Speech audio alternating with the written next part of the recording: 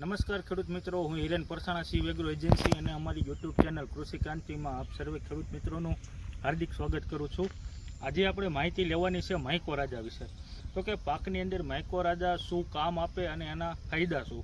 તો કે ભાઈ માઇકોરાજા એ એક એવી ફૂગ છે કે જે આપણે કોઈ પણ પાક વાવેલો હોય એના મૂળ અને તંતુ મૂળ સાથે જોઈન્ટ થઈ જાય છે અને આપણે જે વર્ષોથી જે ખાતરનો ઉપયોગ જમીનની અંદર કરીએ છીએ એ અમુક અલભ્ય સ્વરૂપે જમીનની અંદર હાજર હોય છે કે જે અમુક કારણોસર છોડવો ખેંચી શકતો નથી અને તે ખાતર હાવ બિનજરૂરી જમીનની અંદર પડ્યું હોય છે.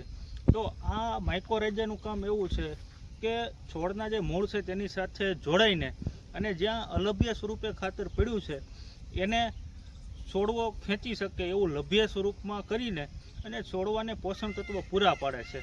એટલે કે ખેડૂતોને એક એવો ફાયદો થાય છે કે જમીનમાં આપણે એના અમુક પ્રમાણ કરતાં જો ખાતર ઓછું નાખવામાં આવે તો પણ આપણે જમીનની અંદર જે તત્વો અલભ્ય સ્વરૂપે પડેલા છે તેને છોડવો ખેંચી શકે અને તેનું કામ કરી શકે.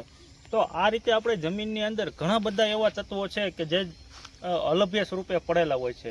હવે છોડ તે પોતાની રીતે લઈ શકતો નથી, કારણ કે આપણે જ્યારે વધારે પ્રમાણમાં ખાતર નાખીએ છીએ ત્યારે જમીન છે એ કડક બની જાય છે. અમુક જે જરૂરી બેક્ટેરિયા છે, ફૂગ છે, એનો નાશ થઈ જાય છે કેમિકલના હિસાબે. તો આ માઇકોરાજા આપણે અમુક પ્રકારના ઓર્ગેનિક ખાતર છે અથવા બીજી રેતી છે ધૂળ સાથે ભેળવીને આપણે જમીનની અંદર નાખીએ તો એ જે બેક્ટેરિયા જે જમીનની અંદર ઘટી ગયા છે એનો પણ વિસ્તાર વધારે છે. આ ઉપરાંત આપણે જે અમુક જરૂરી એવી ફૂગ છે એને પણ આપણે જમીનની અંદર એનું પ્રમાણ વધારી શકીએ કે જેનાથી છોડવો એ પોષણ તત્વોને લઈ શકે અને આપણી જમીનની અંદર કે જ્યારે વધારે પ્રમાણમાં પોષણ તત્વો પડેલા છે અને જે સાવ બિનજરૂરી છે તેને પણ આપણે જે પાક વાવેલો છે તે સારી રીતે ઉપયોગ કરી શકે. આમ માઇકોરાજા એ ખૂબ અગત્યનું છે. હાલમાં ઘણી બધી કંપનીના માઇકોરાજા માર્કેટની અંદર મળે છે કે જેના અલગ અલગ પ્રમાણે અલગ અલગ માપ કે આપણને વાપરવાની અલગ અલગ એની ભલામણો છે. તો ખેડૂતોને વધારે અને સારું ઉત્પાદન લેવા માટે અને છોડના વૈધ વિકાસ માટે અમારી ભલામણ છે કે બને ત્યાં સુધી આપણે કપાસ, મગફળી, સોયાબીન છે, જીરું એવા પાકોનું વાવેતર કરતા હોય ત્યારે માઇકોરાજાનો ઉપયોગ કરવો જોઈએ કે જેનાથી છોડવાનો સારો એવો વિકાસ થાય.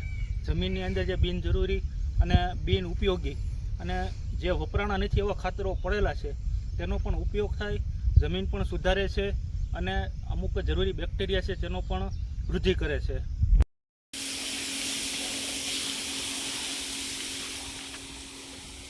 તો ખેડૂત મિત્રો, તમારે વધારે માહિતી માટે અમારી ચેનલને લાઈક કરો, સબસ્ક્રાઈબ કરો અને શેર કરો કે જેનાથી માહિતી અન્ય ખેડૂતો સુધી પણ પહોંચે. અને આપને જો કોઈ મુશ્કેલી હોય તો તે તમે કોમેન્ટ દ્વારા જણાવી શકો છો કે જેનું અમે તમને જરૂરી અને યોગ્ય માર્ગદર્શન આપી શકીએ.